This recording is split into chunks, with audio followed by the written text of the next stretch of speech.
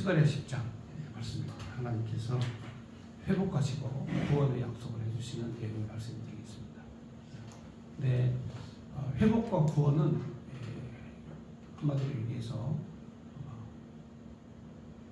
좋은 지도자, 좋은 목자를 보내신다. 우리 민족이 사실 일제 강점기에 들어가게 된 것은 그 당시 국제 정세가 굉장히 미묘하게 흘러갔었죠. 러시아는 팽창 정책, 그다음에 우리가 이 조선 때는 이제 중국의 청나라의 그런 영향권 아래 있었고, 그리고 일본이라는 나라는 이제 메이지 유신으로 해가지고 근대화. 우리는 사실 쇄국 정책 해가지고 그 당시에 1800년대, 1900년대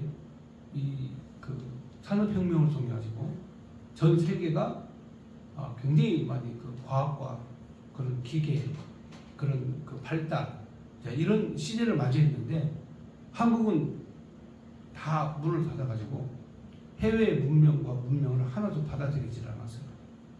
그래서 일본이 군함을 만들고 비행기를 만들고 전차를 만들고 이럴 때 말 타고 다니고 활 쏘고 칼 가지고 꼭 인디언들처럼 그렇게 낙후된 수준이 세계의 수준과 떨어진 그런 조선이 유지가 되고 있었어요.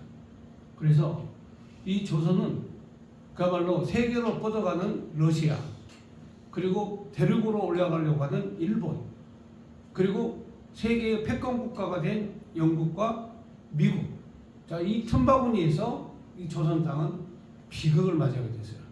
사실 우리 조선군이 미국과 전쟁을 했어요. 여러분들이 잘 아는 병인양요라든가, 이 강화도에서 제너럴 샤만하고 전투를 벌이고, 그때 어마무시한 미국의 대포이죠. 대포와 화력. 그 당시에 우리나라 대포는 날아가가지고 부시는 거밖에 역할을 못했어요. 이렇게 배를 부시는 쇳덩어리가 날아가가지고. 근데 미국의 대포는 이게 화약이 들어가서 날아가서 터지고 막 폭발하고 이런 전쟁이 안 됐죠. 그래서 강화도에서 일어났던 미국과의 전쟁에 있어서 참패를 하고, 그러면서도 끝까지 쇄국 정책을 쓰는 그러다가 결국은 이 지도자들이 이 나라를 올바로 지키지를 못하고 결국은 일본에 나라를 팔아먹었죠. 일본에게 나라의 국권, 외교권을 다 넘겨버렸어요. 그게 이제 을사늑약이라고 여러분들이 잘 아시는 그런 한일 합방이 된 거죠. 한국과 일본이 합방이 됐다. 이렇게 우리가 지도자들이 사실상 엉터리, 다시 말하면 올바른 생각을 못함으로 말미암아서 우리 민족은 일본의 노예가 되는, 일본 국민의 그야말로 노예가 되는 그런 비극적인 그런 삶을 36년간 우리가 살아왔어요. 그럼 결국은 그렇습니다. 이렇게 우리가 비극적인 국가의 운명을 맞이할 수밖에 없었던 건 지도자들이 판단을 잘못했기 때문에 그런 결과를 가져온 거예요. 그러니까 국가 위기가 왔을 때 이때 지도자들이 어떻게 해야 되느냐, 이게 매우 중요하거든요. 나라가 망하느냐 흥하느냐, 이거는 권력을 갖고 있는 이 지도자들이 잘해야 되는 거예요. 근데 천만다행히 이 미국이라는 나라가 대동아 전쟁에서 승리를 하고 1945년 8월 15일 날 우리가 해방을 맞이하게 됐어요. 그런데 해방을 맞이했는데 그 당시에 이 정세가 또 매우 복잡했어요. 왜냐하면 소련은 공산당 혁명을 통해 가지고 레닌과 칼막스와 레닌, 그리고 엥겔스가 공산당 선언을 통해서 공산주의 세상을 만들려고 세상을 아주 폭력적이고 강압적으로 러시아가 세상을 지배하고 있었어요. 그래서 이 공산주의 사상이 이제 뿌리를 쭉 내리면서 우리 이 남한까지 이쪽 이 한반도까지 중국까지 다 공산주의가 이제 점령을 하게 됐고 우리나라도 역시 마찬가지로 중국과 마찬가지로 소련과 마찬가지로 대륙에 붙어 있잖아요. 그리고 동남아 지역이 있죠. 예, 동남아 인도차이나반도 예, 여러분이 잘 아는 라오스 예, 그 다음에 베트남 예, 그 다음에 캄보디아 자, 이런 나라들이 다 공산국가가 됐어요. 그런데 여러분이 잘 아시는 가장 핵심적인 내용이 뭐냐면 우리 대한민국도 거의 공산화가 되어 있는 예, 그런 상태였어요. 이때 바로 그 미군이 들어와가지고 자유민주주의, 예, 미국의 힘, 자유의 힘 그걸 우리 이 대한민국에 뿌리를 내리게 했죠. 자, 근데 이미 우리 남한은 이 남로당 박헌영에 의해서 전부 다 공산주의가 되어 있었어요. 왜 그러냐면 미군이 38선을 갈랐어도 북한은 재빠르게 화폐개혁을 했고 화폐개혁을 해가지고 거둬들인 돈 있죠? 이 돈을 남한에다가 쫙 뿌리면서 바로 이 사회주의, 공산주의 혁명을 일으키기 위한 조직을 다 짰어요. 그게 남로당 조직이에요.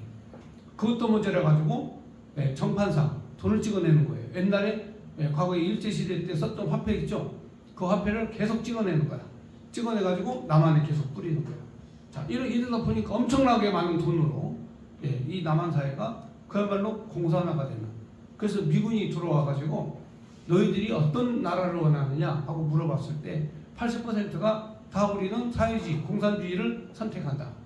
자유민주주의를 선택한다는 20%밖에 안 됐어요. 그러니까 이미 나라가 다 간 거죠. 자, 이때 절망적 상황에서 나온 지도자가 이승만 대통령이에요. 이승만 대통령이 바로 그 나라를 세우기 위해서 치열한 그런 싸움을 했죠. 자, 대한민국 정부를 수립하자. 원래는 통일정부를 수립하려고 했는데 그게 북한의 김일성에 의해서 이데올로기가 다른 북한 지역과 뜻이 안 맞으니까 우선 남한부터 독립을 하고 나중에 우리가 같이 북한과 통일국가를 만들자 해서 남한에 이제 국가를 선언을 하고 투표를 했죠. 바로 국회의원 투표를 해서 국회의원을 뽑아가지고 국회의원 중에 대통령을 뽑는 자, 이런 순서를 하게 됐죠. 자, 북한은 이미 북한은 북조선 민주주의 인민공화국 국가를 이미 설립하고 그리고 태극기를 사용했던 북한이 인공기라는 깃발을 다시 만들고 애국가 동해연로가 백두산 마르고 닳도록을 저들의 새로운 그걸 없애버리고 새로운 자신들의 국가를 세워서 이미 국가를 만든 상태였어요. 근데 남한에 이 국가를 세우는 것을 반대하는 그런 이 남로당 공산주의 세력들이 반란을 일으켰어요. 자, 그 반란이 바로 뭐냐? 여수 순천 반란 사건도 있고 그 다음에 제주 사람 사건. 제주의 사람 사건이 벌어지자 여수에 주둔하고 있던 우리 국권을 바로 제주도로 화송하려고 하자 반란 사건을 또 일으켰어요. 그러니까 이 대한민국이 그 당시에 정부가 수립되기도 전에 엄청난 혼란을 겪은 거예요. 정말 이로 말할 수 없는. 그 왜 그러냐? 공산주의 세력은요 보이지 않게 이렇게 움직이는 거예요. 조직을 짜나가요. 보이지 않게. 그리고 선동을 잘해요. 거짓말을 꼭 사실처럼 선동을 하는 거예요. 저는 요즘에 이 TV에 나오는 뉴스들이 있죠. 응? KBS, MBC, JT, SBS, 할 것 없이 거의 대부분의 모든 방송들이 다 우리 국민들에게 거짓말을 얘기를 하고 있어요. 예, 저는 역사를 공부한 사람이에요. 그리고 저는 신학을 공부한 사람이에요. 신학과 역사는요, 당대 최고의 학문이요, 최고의 지식이에요. 저는 그래서 이 역사를 모르고 신학을 모르면 세상을 보는 눈이 없어요. 그러나 저는 그 대학원도 그리고 또 이 신학도 다 역사와 신학을 같이 공부했기 때문에 세상을 보는 통찰력과 그 눈이 정확해요. 그러니까 요즘에 방송에서 나오는 모든 방송들은 거의 대부분 다 쓰레기들이에요. 뭐 국방장관이 뭐 어떻고 뭐 누가 어떻고 뭐 대통령이 어떻고 뭐 이런 모든 이야기들은 전부 다 거의 쓰레기 수준. 정말 우리 국민들에게 필요한 그런 내용의 지식과 정보가 아니에요. 왜 그러냐면 방송사는요 국민들에게 자극적인 얘기를 해야 돼요. 응? 자극적인 이야기. 그리고 국민들을 선동하는 얘기를 해야 국민들이 관심 갖고 쳐다보거든요. 그렇기 때문에 이 언론과 방송사들이 사실에 대한 정확한 보도가 아니라 자신들의 이념, 이데올로기, 자신들의 목적, 그 달성을 위해서 언론 방송사들이 움직이고 있는 거예요. 그러니까 전부 다 가짜를 얘기하는 거지. 대한민국의 발전, 그리고 우리 자유민주주의의 수호, 헌법의 수호, 그리고 우리가 좀 더 행복하고 나은 우리의 아름다운 삶을 위해서 바로 모든 이들이 희생하고 헌신할 때 이때 나라가 되는 거거든요. 그런데 이 언론과 방송은 국민을 계속 믿지 못하도록 편을 계속 가르는 거예요. 여러분 생각해 보세요. 여러분 이거 진짜 중요한 거예요. 저도 군대를 갔다 왔습니다만 군대를 안 갔다 온 여자들은 잘 몰라요. 근데 이번에 알게 해줄게요. 제가 군대 가면요 가장 중요한 게 뭐냐면 전우가, 나랑 함께 싸울 전우가 과연 내가 위기에 빠졌을 때 나를 지켜줄 수 있느냐, 이게 전우에 대한 믿음이에요. 군대에서 훈련받는 거는 내가 위기에 빠졌을 때 과연 저 사람이 나를 지켜줄 수 있느냐, 그때 나도 저 사람을 위해서 내 목숨을 바치는 거야. 내 전우를 위해서, 나랑 함께 나라를 지키는 이 군인들의 정신이 바로 지켜주는 거예요. 응? 국민들도 마찬가지예요. 국민들도 대통령이 국민을 지키고 국민이 대통령을 지키고 국회의원들이 선출됐으니까 국민을 지키고 나라를 지키고 서로를 지켜주는 역할을 해야지. 처음부터 끝까지 죽이려고만 계속 하고 있는 이런 국회의원들이 17번이나 장관부터 임명직 고위공직자를 다 탄핵해버리고 정권을 마비시켜버리고 이런 나라가 세상 천지에 이 지구상에 어디 있습니까? 나라를 살리라고 국민을 보살피라고 세운 국회의원들이 칼패 들고 죽이려고만 하고 대통령 탄핵시킨다, 예산 마비시킨다, 대통령이 뽑아놓은 모든 강요들을 전부 다 탄핵시킨다, 선거는 부정으로 저지르고 간첩들은 활개치고 돌아다니는데 이거 하나 대통령이 할 수 없다? 이 나라가 진짜 위기에 빠진 것이다.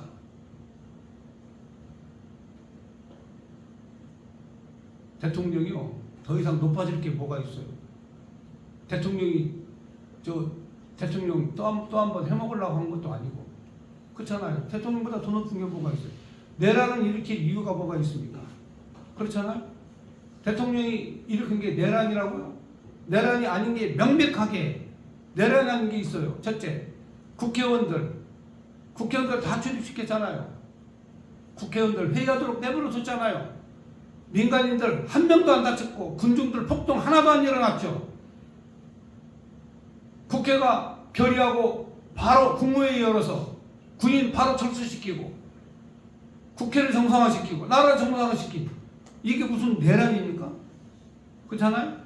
그런데 이 공산주의 세력, 공산 전체주의 세력을 척결하겠다고 이 선언한 윤석열 대통령, 모든 그런 이 언론, 방송, 조직, 검찰, 경찰 다 동원해가지고 그냥 내란이다 해가지고 대통령 탄핵시키고 탄핵을 인용시키고 그리고 그것을 가지고 대한민국을 망치는 이런 엉터리들이 지금 현재 대한민국 판치고 있다. 그럼 나라의 운명이 어떻게 되겠어요? 그러면 이때 자 나라가 이렇게 됐다고 칩시다. 그러면 올바르고 똑바르게 하나님과 소통하고 대화하고 하나님과 영적으로 소통하는 목사들이 나서서 이게 아니다. 우리 나라는 지금 현재 위기에 빠져 있다. 우리나라가 바르게 되려면 우리 목회자들이 다 함께 정신을 차리고 하나님의 뜻이 무엇인지 우리가 깨달아야 되지 않겠느냐. 그래서 우리가 다 함께 모여서 회개하자. 한국 교회가 이 나라를 지키자, 이 위기에 빠진 나라를 지키자 이렇게 해야 되는데 이 목사들이 전부 다 이 공산 전체주의, 공산주의자들 편에 서가지고 공산주의자들을 옹호하는 거예요. 그래서 이 나라의 운명이 이제 거의 다 됐다. 이 자유민주주의 대한민국의 운명이 거의 다 끝에까지 왔다. 나라가 거의 끝났다. 이렇게 여러분 보시면 돼요. 매우 절망적이죠. 그렇잖아요? 매우 절망적이죠. 그런데 나라가 이 지경이 됐는데 하나님께서 이 나라를 지켜주시겠습니까? 국민들의 정신 상태가 이렇게 다 썩어 있고 정치인들이 전부 다 서로를 믿지 못하게 만들고 언론 방송사들이 서로를 적으로 만들어 놓고 이런 세상에서 과연 이 나라가 될 것 같냐 이거죠. 또 한 가지는 목회자들도 서로 등을 돌리고 나라 민족을 위해서 다 함께 구국기도를 하고 나라의 비상사태가 벌어졌으니 우리도 다 함께 비상으로 모이자 기도해야 하는 사람 하나도 없어. 동성애 할 때 동성애 반대는 다 선동해가지고 길거리를 다 불러 모아놓고 있더니만 나라가 진짜 위기에 빠졌을 때에는 진짜 위기에 빠져 한마디도 나와서 기도하자 모이자 우리 다 함께 모이자 말하는 사람 하나도 없어요. 여러분 이게 우리 현재 한국 교회 대한민국 현실이에요. 그런데 알고 보니까 절망적인 줄만 알고 알았더니 하나님이 너는 내가 눈동자같이 너는 내가 보호한다 지킨다는 이스라엘 유다 백성들도 하나님께서 바벨론 포로로 70년간 노예살이 하고 보내버리고 그리고 그래도 말을 안 들으니까 예수 그리스도를 영접지 않으니까 2000년 동안 유리방황하게 하나님께서 흩어버려요. 그리고 진짜 하나님을 섬기는 우리 믿음의 성도 기독교입니다. 이 사람들로 하나님께서 새 예루살렘의 주인공을 하나님이 삼아주신 거예요. 그러니까 교만하고 하나님의 뜻을 거스리는 사람들이 있으면 하나님 앞에 반대로 순종하고 따르는 사람도 있어. 바로 그 사람들이 복을 받는 거예요. 그러니까 오늘 우리가 우리 나라를 지키려면 나라를 지키는 것은 간단해요. 바로 그리스도 예수가 이 땅에 오셔서 만왕의 왕이 되시고 우리를 지도하고 통치하는 자가 됐으니까 우리는 그를 따르면 돼요. 여러분 초대교회 교인들이 예수를 믿고 얼마나 많은 핍박과 환난을 받은 줄 아십니까? 예수를 믿으면 생명을 잃을 수도 있어. 예수를 믿으면 모든 지위를 다 잃어버릴 수도 있어. 그래도 예수를 믿어서 그들이 승리했죠. 바로 로마의 수많은 황제들이 예수 믿는 자를 감옥에 가두고 또 원형 경기장에서 사자밥이 되게 하는 그리고 이 검투사들의 놀이개가 되는 비참하고 처참한 그런 순교를 당했어도 믿음을 저버리지 않은 것은 주님이 나와 함께 하십니다. 그러니까 이 나라가 다른 거 없어요. 우리 이 나라가 아무리 뒤집어져도 자 공산주의가 왔다. 그러면 하나님께서 우리로 아우짓 한 번 가라는 거지 뭐. 그렇잖아요? 하나님께서 공산주의로 만들었다. 우리 한국교회가 다 전부 다 문 닫는 꼴을 그 목사들이 눈으로 살아있을 때 다 봐야 된다니까? 공산주의를 지지하고 공산주의를 옹호하다가 어떻게 되는지 교회가 어떤 꼴을 당하는지 이걸 한번 체험해봐야 되지 않아요? 바벨론 포로 한번 끌려가봐야 되지 않아요? 그렇지 않습니까? 정신 못 차리면 하나님께서 그렇게 하시는 거예요. 70년 바벨론 포로가 끝나자 하나님께서 스가랴 선지자를 통해서 국민들에게 백성들에게 좌절에 빠진 자들에게 용기를 주는 거예요. 그게 바로 뭐냐? 용기를 주어야 힘이 있어야 성전도 다시 건축할 거 아니겠어요? 그렇잖아요? 지금 스가랴 선지자가 보니까 학계 선지자가 지금 현재 17년 16년 동안 성전 건축에 주춧돌만 놓고 그냥 포기를 해버린 거야. 그러니까 성전 건축 해야 된다. 근데 백성들이 보니까 힘이 없는 거야. 이때 스가랴가 나타나가지고 회복과 구원의 말씀을 외치는 거예요. 오늘 스가랴 10장은 바로 회복과 구원에 관한 내용의 말씀이에요. 그런데 누가 나와야 되느냐? 회복되려면 누가 나와야 되느냐? 목자가 나와야 돼요. 목자가. 과거에는요. 과거에 박근혜 대통령 때는 탄핵 집회만 있었어. 여러분 촛불 집회라고 하죠? 촛불 집회. 탄핵 집회만 있었어요. 그 바로 1916년, 17년 그때는 탄핵 집회만 있었어. 광화문 광장에 막 그냥 가득 사람들이 메워졌죠. 탄핵 집회, 촛불 집회. 근데 지금 천만다행히 정광훈 목사가 나타나가지고 탄핵 반대 집회를 또 어마어마하게 하죠. 어제도 어마어마하게 많은 숫자들이 모였는데 계속 지금 현재 탄핵 찬성 집회, 탄핵 반대 집회 이게 언론에 계속 보도가 되는 거예요. 옛날에는 탄핵 집회만 보도됐지만 선동을 했지만 지금 탄핵을 반대하는 국민들이 많잖아. 그러니까 탄핵 반대 집회하는 거예요. 이렇게 해서 지금 현재 간신히 간당 대한민국 목숨을 이어가고 있는 거예요. 지금 간당해요. 위태로워. 이때 누가 나와야 되느냐? 그렇죠. 목자들이 정신 차려야 되는 거예요. 목자들. 그래서 오늘 이 여호와께서 구원을 약속하실 때 누구를 보내냐면 목자를 보내는 거야. 자, 그러면 스가랴 10장 1절 보겠습니다. 봄비가 올 때 여호와 곧 구름 일게 하시는 여호와께 비를 구하라. 우리에게 소낙비를 내려서 밭의 채소를 각 사람에게 주시라. 저도 우리 산 집 앞에 딱 한 평단데 조그만한데 거기다가 상추를 심으면 먹을만 하겠구나, 잘 자라겠구나 생각하고 상추를 사다가 심어놨어. 근데 그거 정성스럽게 물도 줘야 되고 거기다 정성스럽게 퇴비도 줘야 되고 해서 잘 가꿔야 돼요. 그렇지 않으면 절대 못 먹어. 나는 심어만 놓으면 큰 줄 알았거든요. 근데 그게 아니더라고. 물도 주고 막 퇴비도 주고 해야 간신히 먹고. 보통 정성이 아니야. 여기 보니까 이 내용을 보니까 그래요. 하나님이 비를 주셔야. 비를 주셔야 채소도 먹는다. 그리고 2절에 보면 드라빔 헛하다는 것을 말하며 복수자는 진실하지 않은 것을 보고 거짓 꿈을 말한즉 그 위로가 헛됨으로 백성들이 양같이 유리하며 목자 없음으로 곤고를 당하나니. 지금 우리나라가 이 지경이라니까요. 사람들이 거짓말을 믿는 거야. 요즘에 그 미디어들이 나라를 살리는 방송을 하는 게 아니에요. 국민을 편가르고 거짓말을 말하고 진실을 왜곡하고 자, 이런 방송을 계속 사람들에게 틀어주는 거야. 여러분, 사람이라는 게 그래요. 스트레스라는 게요.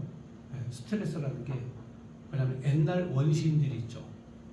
옛날 원시인들은 어떻게 스트레스를 받냐면 옛날 원시인들은 평상시에는 전혀 스트레스 받을 일이 없어요. 왜냐? 낙원에서 사니까. 생각해보세요. 원시인들이 사는 세상은요, 낙원이에요. 자연 그대로. 자연 그대로, 그리고 가족과 함께. 모든 가족이 다 동굴에서. 이렇게, 사는 거죠. 천막에서 이렇게 사는 거죠. 근데, 사나운 짐승이죠. 사나운 짐승이 나타나면 스트레스야.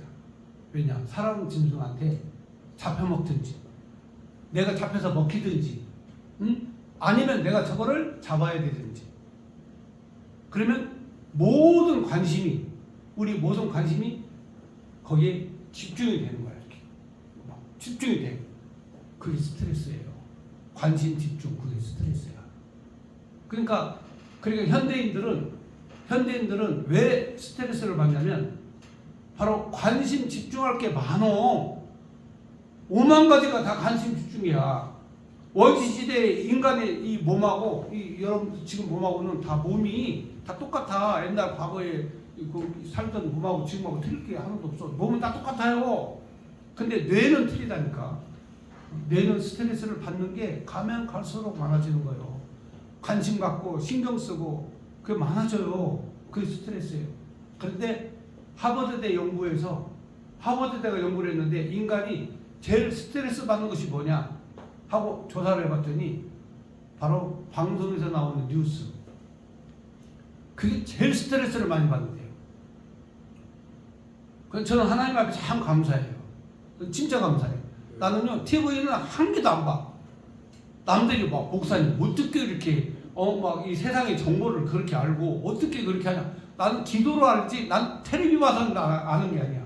나는 아예 텔레비는요 뉴스는 보는 순간 막 피가 거꾸로 돌아. 동맥이 막 정맥으로 박힌 것 같고 이게 막 해가지고 저거 아닌데 저 거짓말인데 저 가짜인데 막 이러면서 스트레스를 받기 때문에 처음부터 안 봐버려요. 여러분들도 안 보죠? 네, 우리 대한민국이요 살려면 대한민국이 정의로운 국가가 되려면 텔레비부터 안 봐야 돼요. 왜? 가짜를 말하니까. 왜? 자기 살라고. 텔레비 방송국도 자기 살라고. 그렇잖아요. 자기 영업하려고. 자신들이 만들어 놓은 기획한 자신들이 꾸며놓은 그걸 얘기하는 거지. 정의와 진실 그걸 얘기하는 건 아니잖아요.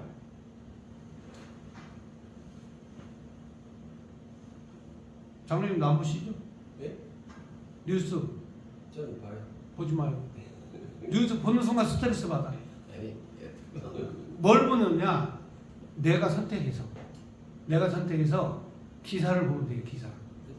나는 저기서 나오는 쇠뇌시키는 계속 일방적으로 쇠뇌시키는 이야기는 저는 처음부터 차단을 해요. 그러니까 남들보다 훨씬 더 빠르게 정확하게 세상을 보는 눈이 생기는 거예요. 왜? 선동이 안 되니까. 그래서 하버드대 뇌과학연구팀들이 연구한 게 바로 절대로 이 미디어에 관심을 갖는 순간 그 사람은 스트레스 받는다 이거예요. 특별히 뉴스가 가장 스트레스 받게 하고 두 번째 스트레스 받는 게 게임이에요. 게임. 미디어의 게임 있지 않습니까? 이 게임이 뇌를 망가뜨리는 거예요. 왜냐? 그 게임 쫓아가다가 그 따라서 하다가 완전히 이 뇌가 파괴되는 거야. 근데 사람들이 자신의 뇌가 막 파괴되는 것도 모르고 거기에 폭 빠져가지고 헤매는 거야. 그래서 정말 감사한 게 하나님께서 나를 정말 감사한 게 나는 지금도요 친구들하고 이렇게 만나면 고수도 치자 그러면 고수도 안 쳐요. 목사들이 무슨 고수도 쳐 거룩하게. 여기 봐봐 출애굽기 39장 30절 응? 여호와께 섬겨. 무슨 고수도비야 고수 안 쳐. 옛날에 젊었을 때는 목사들이 만나가지고 포카 있죠. 포카 게임 1,000원짜리 포카 게임 노는 걸 하는 거야. 무슨 재미가 없어. 나는 하나님의 은혜를 베풀어 주신 사람은 게임에 재미가 없어요. 나는 지금도요 나는 컴퓨터에 나온 게임을 한 개도 할 줄 몰라요. 남들은 다 하는 벽돌 깨기도 못해. 난 진짜 그것도 못해. 어떤 사람은 막 그거 하면 스트레스 풀린다는데 그렇지 않아요. 게임하면 스트레스가 쌓이는 거야. 그럼 내가 망가지는 거야. 그러니까 우리 하나님께서 우리에게 이 말씀을 주신 것은 정말 이 뇌가 우리의 뇌가 정말 내 욕심대로 내 생각대로 내 계획대로 살지 않고 하나님이 우리를 이끌어 가시는 대로 살아가면 얼마나 그게 평안하냐 이 말이에요. 그래서 양은 목자의 인도하심에 따라가면 푸른 초장으로 인도해 주시는데 쉴만한 물가로 인도해 주시는데 저 혼자 무슨 떼똥한 저기라고 해가지고 양이 지가 힘도 없으면서 좀 더 좋은 꼴을 찾아야 된다. 나는 물을 내가 찾아가야 되겠다 하고 무리에서 이탈하는 순간 사자박되는 거예요. 그거 바로 죽는 거예요. 그래서 우리는 우리의 목자 대신 예수 그리스도를 따르면 되는 거예요. 아멘. 그게 가장 행복하고 아멘. 가장 아름다운 삶을 살다가 이 세상 가는 거예요. 아멘. 여러분 양이 무슨 굿즈가 필요합니까? 양이 무슨 피에르 까르땡이니 무슨 나는 명품 이름을 진짜 하나도 몰라요. 응? 지금 생각나는 게 아무리 생각해봐도 구찌 이외에는 생각이 안 나. 진짜 명품 생각이 하나도 안 나요. 왜? 양은요 그 양 털옷 자체가 최고의 모피야.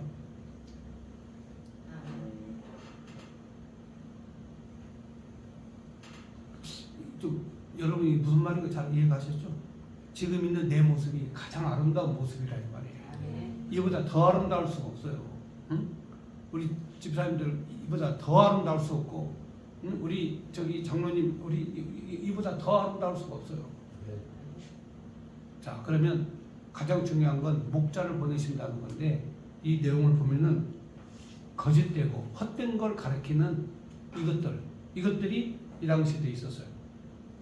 지금도 바로 드라빔인의 복술자는 거짓되고 헛된 꿈을 말한다. 그러므로 목자가 없으므로 그들이 뭘 당한다? 곤고를 당한다 그랬어요.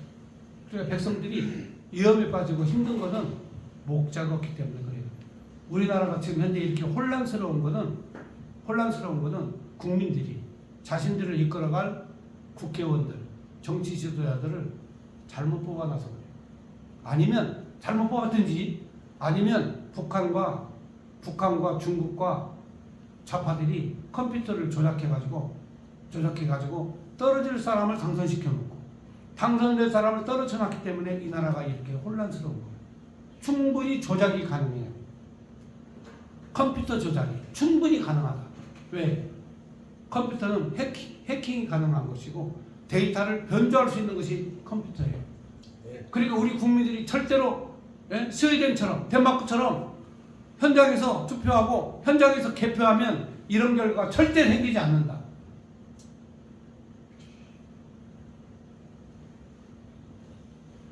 (3절에) 보면 내가 목자들에게 너를 바라며 내가 수렴서들을 벌하노니 만군의 여호와가 그 무리 곧 유다 족속을 돌보아 그들을 전쟁에 준막하게 하리니 보통의 돌이 그에게서 말뚝이 그에게서 싸우는 말이 그에게서 권세 잡은 자가 다일제히 그에게서 나와서 싸울 때 용사같이 거리에 진흙주에 원수를 밟을 것이라. 여호와가 그들과 함께한즉 그들이 싸워 말탄 자들을 부끄럽게 하리라. 그러니까 하나님께서 싸워 주셔야 승리도 하는 것이지. 목자가 나와서 이끌어야. 바로 이 목자가 바로 누굽니까? 여호와 하나님이시다 이거죠. 여호와 하나님이 너의 목자가 되신다. 그래서 여호와께서 싸우셔야 바로 승리할 수 있다. 내가 요셉 족속을 견고하게 유다 족속을 견고하게 요셉 족속을 구원하지라. 내가 그들을 긍휼히 여기니 그들이 돌아오게 하리니 그들이 내가 버린 일이 없음같이 되리라. 나는 그들의 하나님 여호와라. 내가 그들에게 들으리라. 나는 그들에게 하나님 여호와다. 그러니까 바로 목자를 보낸다. 이게 바로 누구 얘기하는 거예요? 예수님 얘기하는 거예요. 여러분 성탄절에 그냥 예수님 오셨다 이게 중요한 게 아니고 그분이 진짜 나를 이끌어갈 목자다라고 생각하셔야 돼요. 아니 지 맘대로 다 세상 살면서 교회당 잠시 와가지고 이 주일날 교회에서만 주님, 나 주님 아무 소용 없어요. 평상시에 주님이 나를 이끌어 가신다. 네? 자, 그래서 7절에 에브라임 용사 같아서 포도주를 마신 같이 마음이 즐거울 것이요 그들의 자손을 보고 기뻐하며 여호와로 말미암아 마음에 즐거워하리라. 자, 여호와로 말미암아 마음이 즐거워한다. 왜? 목자를 보내셨으니까. 목자를 보내셨으니까 즐거워한다. 자, 그래서 8절에 목자가 양을 부르는 것처럼 내가 그들을 향하여 휘파람을 불어 그들을 모을 것은 내가 그들에게 구속하였습니다. 그들이 전에 번성하였던 같이 번성하리라. 내가 그들을 여러 백성 가운데 흩으려니와 그들이 먼 곳에서 나를 기억하고 그들이 살아서 그들의 자녀들과 함께 돌아올지라. 내가 그들을 애굽 땅에서 돌아오게 하며 그들을 아수리에서부터 모으며 길르앗 땅 레바논으로 그들을 이끌어 가리니 그들이 거할 곳이 부족하리라. 하나님께서 다 휘파람 불어서 불러 모으신다는 거죠. 자, 양떼들 다 흩어져가지고 다 꼴을 먹다가 양떼가 이제 양떼를 불러야 되겠다. 그러면 이제 다 모여야 되겠다. 그러면 이제 휘파람 불면 다 양떼들이 또 목자의 음성을 듣고 모이죠. 자, 이렇게 해서 내가 모으겠다는 거죠. 내가 그들의 고난의 바다를 지나갈 때에 바닷물결을 치리.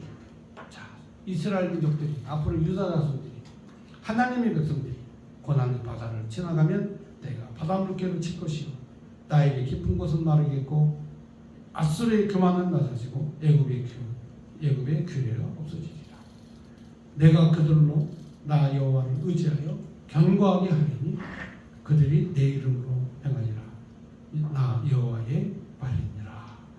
아멘. 내가 그들로 나 여호와를 의지하여 견고하게 할 것이다. 자, 이게 오늘 목자를 보내신 하나님의 섭리, 목자를 보내신 하나님의 예언, 목자를 보내신 하나님의 약속. 바로 그분이 바로 누구냐? 예수 그리스도가 이 땅에 오신 것이다. 아멘. 그럼 예수님과 함께 동행하면서 살아가는 거죠. 그러니까 그가 나를 푸른 초장으로 인도하시고 쉴 만한 물가로 인도하시는 우리가 그분을 영접하는 이게 성탄이다. 오늘 성탄 주일 은혜롭게 주신 말씀 어떻게 내가 뭐 고르지도 않았는데 목자를 우리를 향해 주시겠다는 이 약속의 말씀을 오늘 은혜롭게 받았습니다. 감사합니다.